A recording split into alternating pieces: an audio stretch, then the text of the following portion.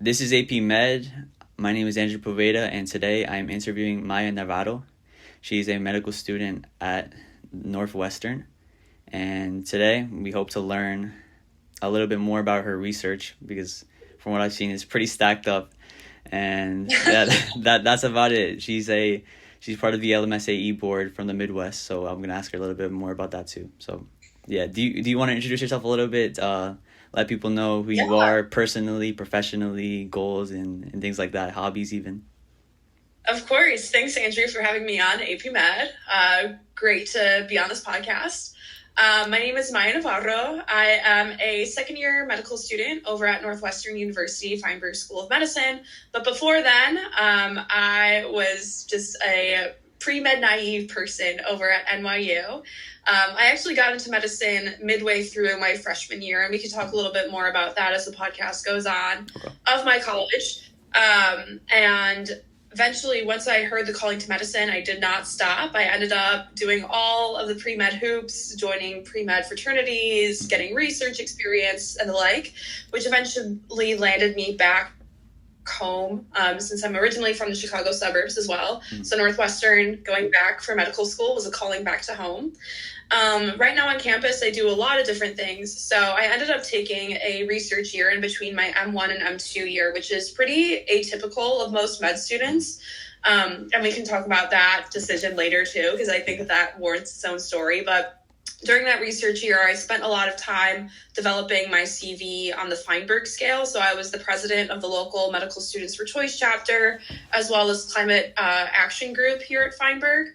I also did work at the local LMSA chapter level for Feinberg as the treasurer of the organization, as well as being the vice president for the LGBTQ plus alliance here. So that was during my 2024-2025 academic year.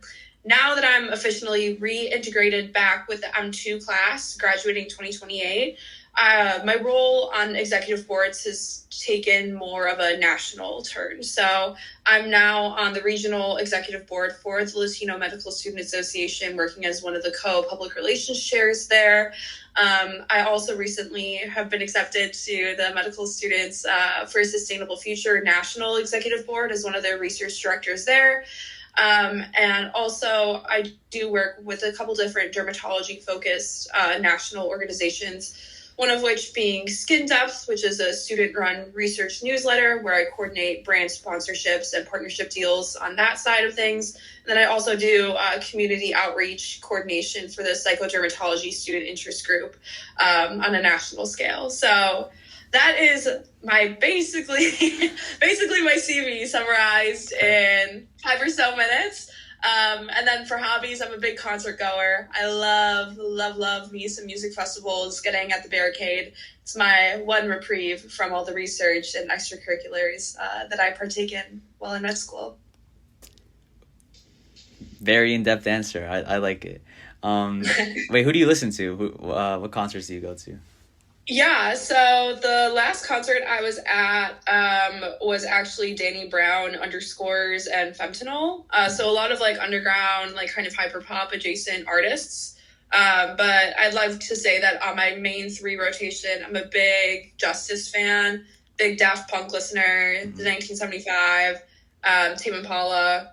I have a Tame Impala tattoo, fun fact. Oh, wow. So I love me some good like alternative like good vibrational music, you know? Yeah. I've actually only heard of Daft Punk and Tame Impala. I'm not that touched on that subject of music. Yeah. You're all good. In high school, I used to actually be a radio show host, so we could go into so many different stories about the different hats and lives that I led going into medicine. But radio show host in high school was one of them, so I'd like to attribute that to my current music taste. Got it. All right. So since you mentioned a lot, we're gonna cover all of that hopefully. Beautiful. Yeah. Do you want to touch a little bit more upon how you were growing up, like culture wise, where you come from exactly, and even like your first beginning steps of like how you decided that you wanted to pursue medicine, whether it was in high school or earlier. And yeah, I also touch upon that radio show thing. I want to hear a little bit more about that too. Sure. Okay. So I growing up, basically, I always got the complaint levied against me that I was a very argumentative person and that I wouldn't take no for an answer. And when you're the firstborn Latina daughter in a family like that, I think the only like realistic path that's given to you is either you submit to domesticity and you live a housewife life, or you become a lawyer and you use that kind of argumentative edge for good. So I spent pretty much my whole childhood in pursuit of a degree in law, actually.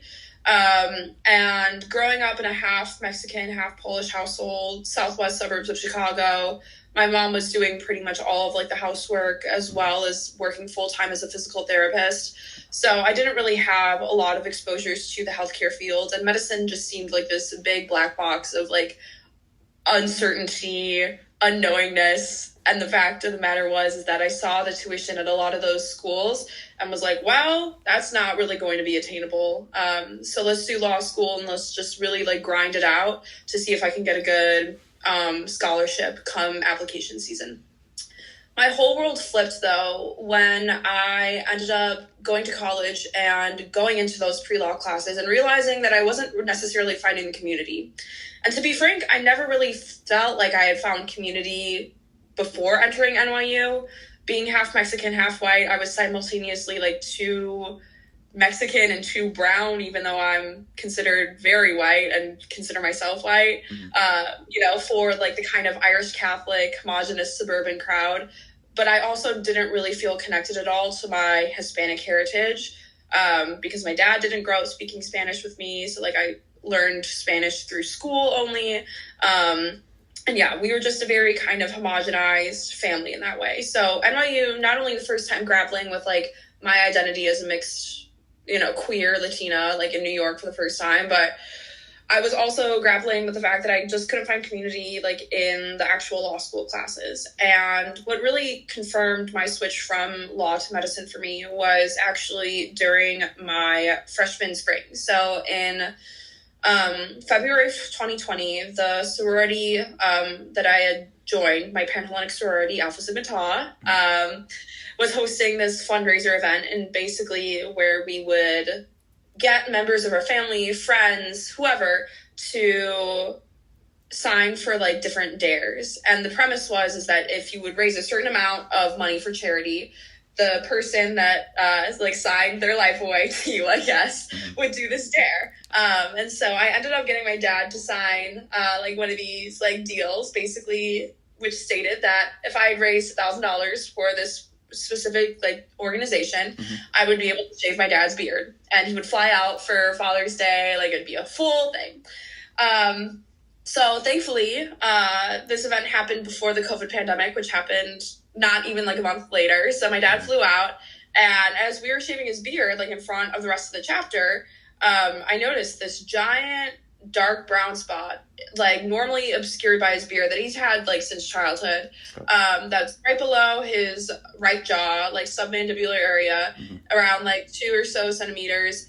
And it just looked incredibly off. Like I, first of all, had never seen my dad without a beard, so that was jarring in itself. But to see that kind of lesion hidden underneath something that he had had for his entire life was scarring, not scarring, it was jarring. So immediately, thankfully, one of the friends that I had made in that sorority, her folks were very well tapped into the NYU dermatology department at the time, and ended up getting a next day appointment for him to get the lesion excised and sent off to pathology. But it turned out that he had melanoma in situ. And that kind of diagnosis was incredibly discomforting, because it not only for the fact that like it's cancer, it's melanoma, you read about these things on WebMD and you're like, oh my gosh, my dad is going to die within the next 10 seconds. Better say my goodbyes quick, But it's also just so incredibly jarring because I had no real sort of way to navigate the healthcare system at the time. And for someone like my dad, who, yes, he had insurance, and was able to express his concerns about his treatment plans in English, I could only think to people like my grandma or the rest of my Mexican family who does not know how to speak English at all, and how they would be able to grapple with something as life-altering a diagnosis as this. Also, thinking in my mind, if I didn't have this connection to my friend who was a doctor in the first place to get my dad seen, who knows if his cancer would have metastasized by the time he gotten that biopsy, what have you. So there's a lot of what ifs going on. And ultimately, in tandem with the fact that I wasn't really feeling passionate about pursuing a career where I was going against people, putting them in prison, why not help people like my dad, like others who don't necessarily know what's going on in the healthcare world, and use my voice and argumentative power in order to make sure that these patients are seen when they need to be seen, and that they can get the care that they deserve. So that is kind of my circle, like that's my long story as to why medicine. Basically, had a health scare in the family, and it really showed me the power of medicine. And from then on, I've been kind of on the path to dermatology, and I'm not too ashamed about that. My path to medicine is intertwined with dermatology at this point. So I like to say that, yes, I'm a doctor, aspiring doctor, but most importantly, aspiring dermatologist. Got it. All right. Yeah. That's a really unique story. Yeah.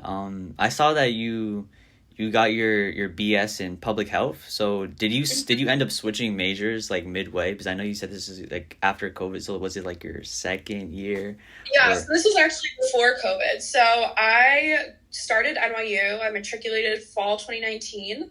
My dad was diagnosed with melanoma in February 2020, which was my spring semester of my freshman year. And I did not declare my majors yet, so I started doing all of my pre-health courses, basically my sophomore fall, and then just went straight through with all the pre-med stuff starting then. So I added on the public health major basically after those events. Plus, it also helps that there was a little pandemic in between the months of March and July that kind of focused my pre-health efforts to the public health sphere, as I think a lot of people did at the time as well.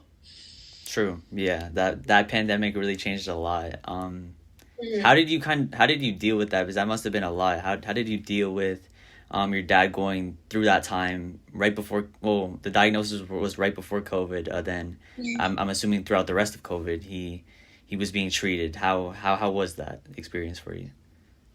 It was certainly eye-opening. For me, that was the first time that I really played that big of a caretaking role in my life prior to that. I mean, I had sick grandmas and grandpas and, like older cousins who had their own support network. But to see my dad, get like these initial rounds of like chemotherapy to make sure that like there was no metastasis, especially given the area that his melanoma was in, was really like eye-opening. I did not realize how much work it took to take care of someone that you loved, not only with the emotional burden of that, but just the physical labor of moving them to and from like chemotherapy appointments, the transportation, the cost of these medications. It was all things that I had vaguely heard about like through my public health work at the time, but didn't really like see in action. And I think there's no other better experience than having someone who's directly ill within your family to recognize the importance of healthcare workers and just the sheer amount of work that they do. So it was definitely a hard balance, but I think that was the first time that I had ever seen that balance in my life. And being someone who had always been kind of go, filling up my CV, in working towards a goal of grad school, eventually, whether it was law or medicine, balancing that on top of what things I was doing in my undergrad career was a struggle. And it makes me empathize really greatly to those who are going through there. But if anything, my story serves as a testament that you can get through it, even if it's a lot, if it seems like a lot, because it is a lot, like being so real. Of course. And you can get through it at the end of the day. But it does take a lot of mental breakdowns to get there, at least in the case of me. So, no.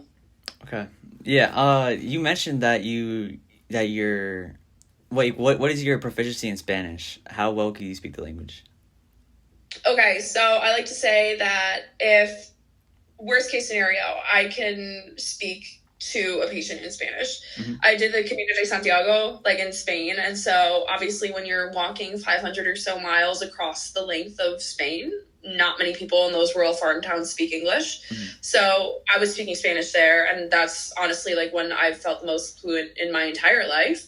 But alas, I'm now back in America and I speak English with much greater frequency. So my Spanish skills have kind of deteriorated. I like to say that I still have a professional working proficiency, but I don't like to like speak Spanish in my day-to-day life because I'm still very self-conscious of my accent. Again, kind of going back to this like mixed kid complex that I have. But you know what? It's fine.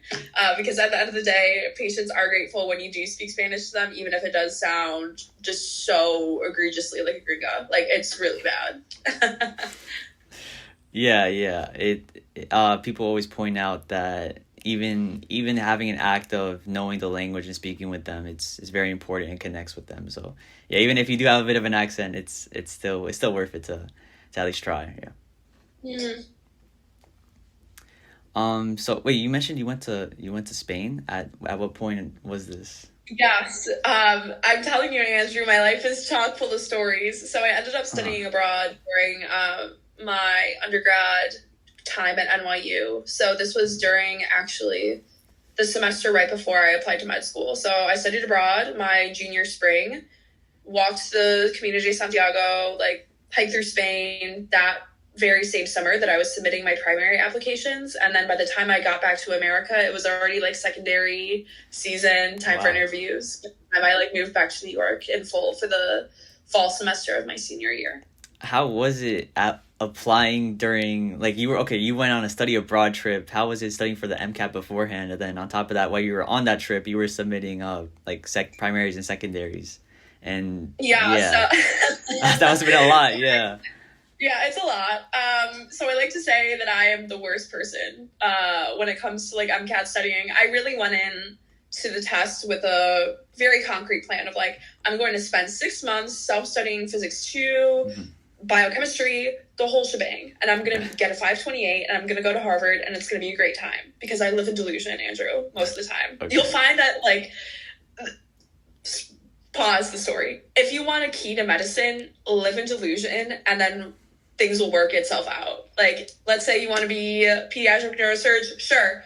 Live life as if you're already doing that and do the research that you would want to do in that career. And then the opportunities will follow suit. Back to the story though. Living life in delusion, I was like, I'm going to get a perfect MCAT. I'll be fine. So, like, let me start studying really intensely. It's summer. It's like June 2022. Yeah. I'm living in New York doing clinical research. Not a lot of studying is getting done, but that's fine. School starts up. Not much studying either. And then I go to a music festival down in Delaware. End up getting mono from some poor decisions made there. So I stopped studying for the rest of the semester. I was leaving for my flight to London, like at the end of January, since NYU's winter break is like incredibly long. So basically I gave myself, after I got recovered from mono, which I wasn't really recovered by the time my test date came, like I was in the middle of the like break in between, I think it was like bio and cars, just like trying to not to like pass out, but I did end up taking my MCAT after like 2 weeks of like really, really head in the nose with like the books studying with. So all the AAMC full lengths, everything that was like within 2 weeks, got the score that I wanted. And then like a week later, I moved to London for 6 months to study abroad. Wow. So it was a very fast paced time. And then I fortunately had pre-written my primary and secondary applications before even studying abroad to med school. So it wasn't really a matter of like creative writing while I was hiking because I had done the work prior with writing that stuff. But medicine rewards people who do work early. So if there's one thing that you take away pre-meds from this podcast, do your secondaries early. Do it based off of past prompts and your future self will not regret that whatsoever. Oh yeah. Okay. So you mentioned moving to a lot of places. Like you went from Chicago originally, where you're from. Then you went to NYU for college. and then study abroad over in Spain, and then now you're in Northwestern, so you're in the similar area where you grew up. How was it navigating through all these new communities and meeting the right people for you? Oh, great question. So moving to New York was an experience for sure. NYU's campus, literal heart of Manhattan. Your quad, they advertise the schools like the quad is Washington Square Park. The buildings surrounding that are your campus. The city is your campus. And I really tried to live life with that motto intact for my 4 years of NYU undergrad education. And I think at least my bank account would agree that I succeeded in seeing what I wanted to see in the city, and to meet the people who I wanted to meet, and to like navigate around with that. I think the beauty of going to schools in a bigger city like New York, like Chicago, here at Northwestern now, is that you meet so many different types of people where, if I had gone to the med school that's like right by my house in the burbs, for instance, that area, it is all Irish Catholic whites. Like there's no diversity out there. Mm-hmm. And so you don't really recognize the privilege that you have being in these like large urban centers and seeing the people that you do, like patients, friends, otherwise your community, until you get to these like more homogenous areas of America, and you're like, wow, like where are my Latinos? Like, what happened to them? So I think that getting myself to the city was a big step in finding my community. And I think that was like the way that I got out of my shell. Now, flip side, you look at someone like my brother, who is also like living out in the burbs, like still same, no hate to him, but he is not a big city person. And I think that if he had those same experiences of like moving to NYU and like moving transatlantic, study abroad, maybe like he would be convinced. But it's a different strokes for different folks, like type of thing. I think my personality and like hustler kind of mentality that I'm sure that you've seen just by the way I talk, the experiences that I have on my CV, I think that lends itself to like better integrating in with the city. So for me, the transition in between like Chicago, New York, London, Spain, like it wasn't that intense. I was like, well, gotta find my new friends, keep it pushing. And I didn't really have a lot of like stress finding my new crowd. I will say tips that I did take to make sure that I always had community somewhere was to just like be an active person. I think that sometimes like people fall into a pit of wanting to appear as like not annoying or like nonchalant, and in like some social scenarios, like, yeah, it's okay to like just stay back, like appear as like the chill, cool person. But especially for women, like whether you're on like a clerkship or whether you're on or like just meeting with your friends, like you should try and have a distinguishable personality, because at the end of the day, like your preceptors are evaluating you on how you mesh with the rest of the team and like how you get along with that. And sure, there's like the hidden curriculum, your skin tone, whatever, what have you. But at the end of the day, if you have a strong socialization sense and a strong desire to want to connect to others, you shouldn't go into a new environment in your shell. If anything, when you move into a new space, be as insufferable as you think you can be, because I'm sure that one person in that room is going to find your personality captivating and will want to support you. And that kind of mentality, instead of thinking about, oh, am I being too annoying? Am I being too much? Shifting that mindset to, oh, am I going to find someone who can handle me? Am I going to find someone who knows my worth? That has made like all the difference. Finding community here at Feinberg, back in Chicago, and hopefully for like residency and beyond. Okay. Yeah. I could definitely tell that you're more of a people person. Like the way your hand gestures are, the way you speak. I think you dropped like 2 quotes so far. Yeah, like fake it till you make it. That's definitely one thing you embody. Like you were saying, you gotta be a little delusional to get the things you want, right? And so have you how have you used your like public speaking skills and your like people skills to get to where you're at right now in terms of like networking and things like that? Because I know that is very, very important, as you've mentioned. Oh yeah. So I would say top tips for networking. So I will say this just to directly answer your question. Mm-hmm. I think the reason why I'm here at an institution like Northwestern comes from my ability to network with people who had connections in medicine. Just straight up.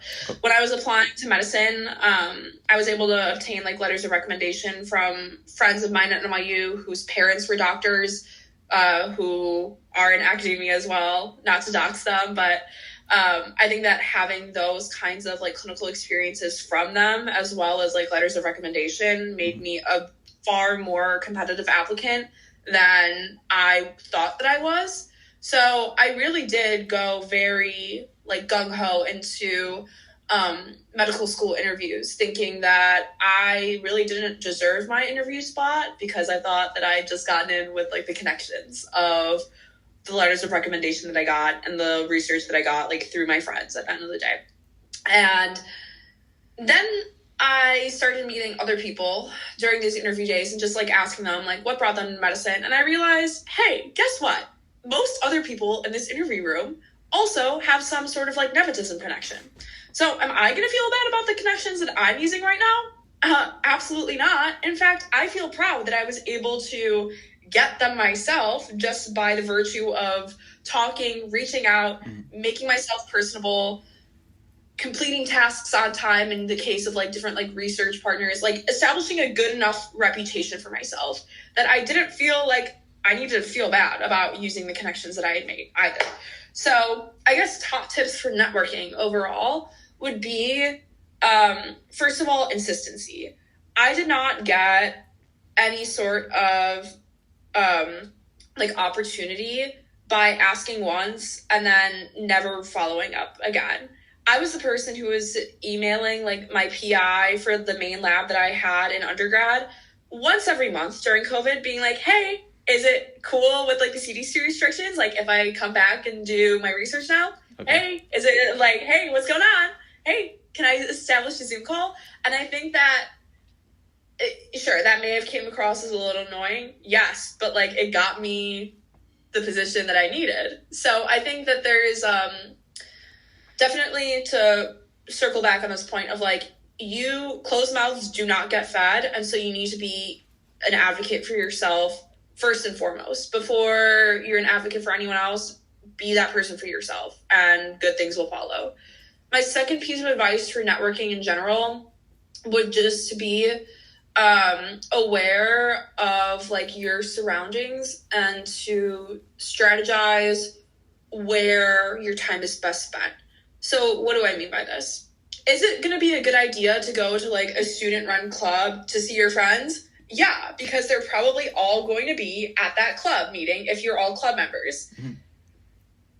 To find the attendings that you need, sure, you can go shadow, but you can also network at events meant for attendings that sometimes are open to medical students. This is where I got most of my connections from. Don't be afraid to present your research at conferences. Don't be afraid to go to conferences in general, to like the social hours, to talk with people who are anywhere from like attendings about to retire to like research techs who are just going because their PI sponsored a ticket. Like talk to anyone and everyone that you see at these conferences. Send out your emails, respond to emails, draft emails, and actually send them to people who you give out your email to so that you can actually circle back in a timely manner. Mm-hmm. And basically, if you operate under the principle of the more people who know my name and who know my face, the better outcomes I'm going to have overall, I think that that's a pretty good just technique to have in terms of networking, because you get known by 100 people. Sure, there's going to be like maybe, I don't know, like 10, 5 people who hate you, but 60 people who like you, versus if you only put yourself in front of 20 people, yeah, you might also get like the same percentage of people who dislike you, but you're going to get way less support at the end of the day, you know? just numbers wise. So it's always important to keep yourself out there, to make your face known, and to get over that fear of being perceived as annoying by others, and to actually follow through with your networking. Because it's one thing to come up to someone, exchange info, but that follow through, I think, is a big drop-off point for a lot of success in networking. And so as long as you follow through, I think that you'll be good. You'll be in a good position. You, like, at certain points, like during interviews where you thought that you didn't deserve the seat where you were at because of nepotism and things of that sort. How have you dealt with imposter syndrome throughout your career? Because you, like, mixing cultural identities. You said you're Polish and also you're Mexican. How have you dealt with this sense of insecurity, if you have? Yeah, I think imposter syndrome is a very big question to tackle, and is one question that I think is brought up a lot. Actually, over at Northwestern, we had a lunch session a couple months ago about imposter syndrome and about how common it is to experience as a medical student, especially like at a prestigious academic institution where you're surrounded by Nobel laureates in the making and like people who have like crazy H indexes and all these like academic achievements, and then you're here as a med student seeing that you have to get like 30 pubs to match into a competitive specialty like derm, and you're like, I don't even know where to start. So imposter syndrome is real, and I think that the only way to realistically work through it is to be uncomfortable, to like really genuinely like just be uncomfortable with the situation that you're in, because you, at least for me, I'm a very stubborn person. And when I set my mind to a goal, I'm going to get it done no matter what. And the fact of the matter is that sometimes like I just have to be too stubborn in my delusions to let me think that like I'm not going to be able to do something. For instance, dermatology research, very notoriously like gatekeepy, difficult to get into, regardless of like what med school you get into. And some schools are better than others, and Northwestern is, it's not the best for collaboration, but you get work done. And I will say that if I didn't email a bunch of different PIs at Northwestern being like, this is the work that I've already done in like melanoma, brain metastasis at NYU, and these are the things that I know how to code, I probably would not have gotten like my first 4 projects while I've been at Northwestern. And I think that sometimes like imposter syndrome can come from this idea that like our skills are not as good as we advertised, or we're not really selling like our true capabilities of doing something. But I think that in order to actually like succeed in medicine, you kind of have to put that idea aside and just be uncomfortable and like learn to get to that skill level that you promised someone. Because at the end of the day, like whether it's your abstract isn't submitted or a patient like, or you're presenting on rounds, like you need to submit this information in some sort of like feasible way. And the only way that you're going to do that is if you can just like push through whatever demons you're fighting in the moment. Another good tip that I've always gotten from imposter syndrome is the kind of cheesy quote that like says that the lowest ranked person in a med school class graduates and they're still called doctor. And I don't like to think that I'm the lowest ranked in my class. In fact, I would like to believe I'm far from it.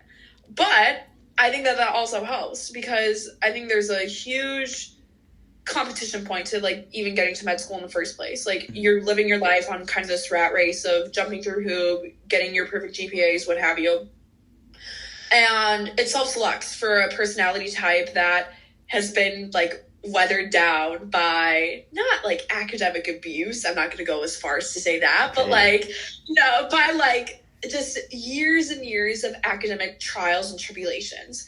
And once you get to med school, like, sure, it can feel like a crowning achievement, but I think that there's so many steps in which you have to feel uncomfortable with not knowing what you're doing to get to that point, that you can draw on that experience and hardship of getting to med school yourself to carry your way through the experience of med school, to carry your way through residency. Because if you've already been able to do it once and you've managed to convince admissions committee full of doctors and other healthcare professionals that you're going to be a great doctor by getting into med school, then you're going to be a good doctor, period, when you actually are able to learn the things in med school, in residency, what have you. So I think that's my kind of go-to answer for imposter syndrome. Just girl boss your way through it. Right, yeah. So you mentioned that you kind of just push through it. You do your own thing, really, and that you try to accomplish as much as possible because you think you can do it. You're delusional, as you said, and you believe you could do anything. Could you touch a little bit more earlier on in your career and how you got to this mindset? Like, in terms of like right now, I saw that you have many publications. Well, in my opinion, you have many publications. I saw you publish something this month, actually. And how did you get to that level of advocating for yourself? Because I've seen you, like, you post a lot on social media, and you're a big advocate, especially for Latinos, for queers as well. And how have you got into that level, that mindset of believing that you can do it? Yeah, I think it comes from straight up failure. So I'll give you a couple, not too long a story, but we're going to jump it back to high school. Okay. So when I was in my argumentative era, still am, but when I was really in my argumentative era, thinking law school, I decided in high school and actually like through my first couple years of college that I would be involved in the Model United Nations team. And that is basically just a series of debates where you argue foreign policy with other like-minded nerds at a conference like all across America. Fortunately, the school that I had gone to was a very competitive program, like in terms of high school Model UN. So we were traveling at a very consistent basis. And going out of town for like a conference once every 2 weeks, it was not expected that you would win every single time. But it was expected that you would go up at every like session, at least 2 times per like session during a weekend and speak. And so during my first couple of years of being in Model UN, like I was not winning a single sort of award. I would go to these conferences, feel like, oh my God, I don't have any relevant talking points. I don't know like the sociopolitical underpinnings of whatever issue we're talking about. I'm just not worthy of being here. Very similar to medicine and how one may feel when applying. And then I ended up getting to this one conference my junior year of high school. At this time I had won no awards. I was on the verge of quitting the team because I'm like, why am I like spending all this money to go to these conferences, not having anything to show on my college application for it? Like I gotta pivot. Yeah. So this was like one of my last conferences that I was planning on going to if I didn't win. And I was assigned with another fellow classmate, and we were both representing, I believe it was like Germany or something like that. Beyond the point. But we were doing speeches as like a tag team rather than solo, which is what I had been competing in beforehand.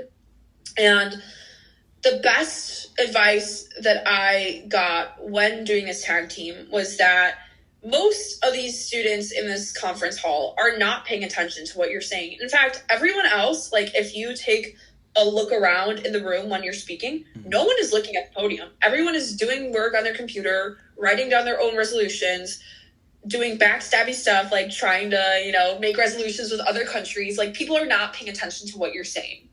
So you may as well just go up there as many times as possible, speak your truth, because the more times that you are seen by this group of delegates, the more likely you are to win an award and to be perceived as a leader. And I said, you know what?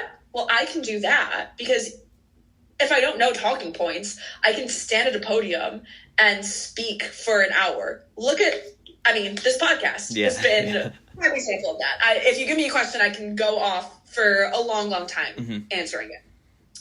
So, bearing the time in mind with this, I think that the best way to develop confidence is to straight up have moments where you're falling on your face, where you're stumbling over your words, where you're not poised. And you don't have to be, because quite frankly, the world is not watching every single move that you make. And it's up to you to celebrate those wins. It's up to you to grieve the losses. And no one else is really going to be able to like check in unless if you advertise that out. So confidence not only comes from, yes, this level of delusion and, posting about yourself and making it seem like you're the greatest thing since sliced bread. I think that's a big part of it. Because if you have that persona behind you, people just assume that you're confident, even if you're crippling in fear in the middle of a panic attack, regardless of what you present as in the real life. If you have that persona behind you, people are going to see you as confident. Relating back to the Model UN story, it's important also just to be able to like put yourself out there in the first place without fear that you're going to have this catastrophic failure that's going to stop you from your successes.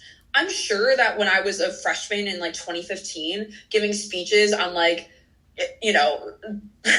so many geopolitical issues, that I was giving very bad takes like during that time. And I'm grateful that it wasn't recorded. But you know what? Like it was that kind of opportunity that allowed me to develop my voice without fear of failure, and to take those public speaking skills and translate them into the realm of medicine, into the realm of presenting research, what have you. So I think it's, to summarize this whole answer, confidence comes from failure. It comes from repetition. And it also comes from the idea that you will eventually succeed as long as you're building the foundations through your failures in order to become a confident person. Do you have any general advice for any pre-meds to get to the position that you're at right now? It could be broad, it could be specific, it could be anything really. Sure. So I do pre-med consulting, actually. So I write essays. I edit essays all the time for like med students who are looking to get into schools like Northwestern. And what I'll say is that the best thing that you can do, regardless of where you're at in your medical school journey, is to build a narrative around yourself. Create lore about who you are as a person and get people interested in who you are. So what do I mean by that? Make sure that the activities that you're doing all tell a story about what your interests are. Because yes, when you get to the point of medical school applications, everyone's interested in serving the underserved. Everyone is interested in providing care to people like them. Yeah. Everyone is, there's certain niches and like kind of statements that most pre-meds fall into when they're writing an application. And it's important that you differentiate yourself from that kind of basic pact. So whether that be you collaborate with like a completely non-medical organization and start like a fundraiser, like for that club, or if you do something, what am I trying to say here? Basically, you need to like find clubs outside of medicine, out and within your hobbies that you can basically use on your CV to build who you are as a person. So for instance, like I was like really big into climate advocacy work, like at the very end of my NYU career. That was one of my like main kind of concentrations in undergrad. And so when I ended up going to med school, I'm like, well, I want to continue this through line with like climate advocacy work in med school. So what did I do? Become the president for the climate action group here at Feinberg, and now like on the Medical Students for a Sustainable Future National Board. So like there's ways to take your interests and energies into organizations, and if you find yourself being an active part in those organizations, I think that you'll have great success when it comes to medical school, residency, and beyond. Since you're getting more face time, you're able to connect with your passions in a way that most other pre-meds aren't really connecting to. And you'll get those connections from people in those organizations who can speak to your character come time for medical school interviews and such.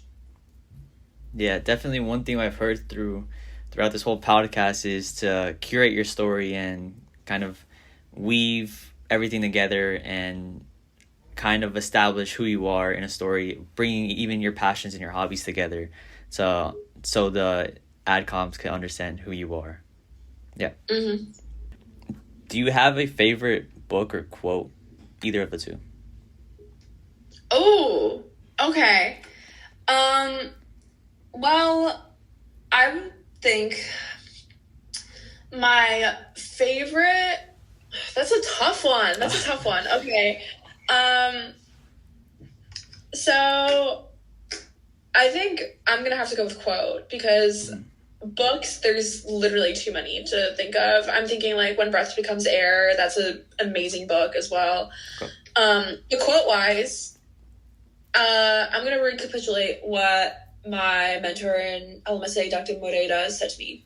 Closed mouths don't get fed. I think that's a good takeaway message because even if you are in a room, you're in a space like a med school interview room, you're in whatever space, if you're not advocating for yourself constantly, you are going to get overlooked. And it doesn't matter how far along you are in your career, whether it's like you're applying for grants or you're applying to another program, you're applying to a fellowship, what have you.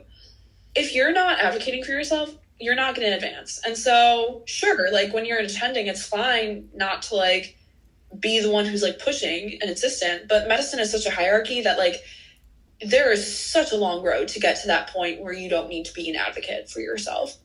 And so if I can instill one thing on the listeners of this podcast, it's to never stop believing in yourself and to never quit advocating for yourself, because realistically, no one else is going to do it for you, and you have to kind of save yourself when it comes to medicine, first and foremost. So closed mouths don't get fed. Always be present, always be active in conversations, and make sure that you can capitalize on whatever opportunities come in your future. Thank you. Yeah, great advice. This is AP Med. We just interviewed Maya Navarro, and a theme I would give for her is be stubborn, be delusional, but most importantly, don't be quiet. Speak up for yourself.